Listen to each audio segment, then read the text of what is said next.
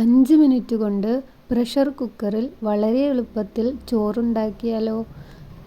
അതിനായി ഈ ഒരു ഗ്ലാസ്സിൽ 3 ഗ്ലാസ് അരിയാണ് എടുത്തിരിക്കുന്നത്. 5 ലിറ്ററിൻ്റെ പ്രഷർ കുക്കറാണ് ഞാൻ ഇതിനായി എടുത്തിരിക്കുന്നത്. ഇതിൽ പകുതിയോളം വെള്ളം ഒഴിച്ച് സ്റ്റൗ ഓൺ ചെയ്ത് വെള്ളം ചൂടാവാൻ വെക്കാം. അരി നമുക്ക് നന്നായി കഴുകിയെടുക്കാം. അതിൻ്റെ പശയൊക്കെ നല്ലോണം കഴുകി തിരുമ്മി കളയുക. ഒരു 3-4 പ്രാവശ്യം ഇതുപോലെ കഴുകിയെടുക്കാം.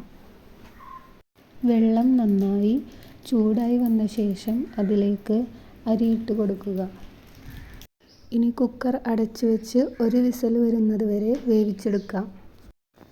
ഒരു വിസിൽ വന്ന ശേഷം 10 മിനിറ്റ് കഴിഞ്ഞ് നമുക്ക് തുറന്നു നോക്കാം. ചോറ് ഇവിടെ നന്നായി വെന്ത് വന്നിട്ടുണ്ട്. ഇനി അതിൻ്റെ പശയൊക്കെ ഒന്ന് കളയാൻ വേണ്ടി അതിലേക്ക് പച്ചവെള്ളം ഒഴിച്ചു കൊടുക്കാം. ശേഷം ഇതൊന്ന് നന്നായി ഇളക്കി യോജിപ്പിക്കണം.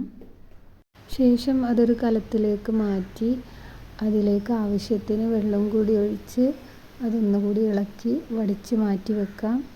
ഇനി വേണമെങ്കിൽ അരിപ്പക്കൊട്ടയിൽ ഊറ്റാനായി വെക്കാം.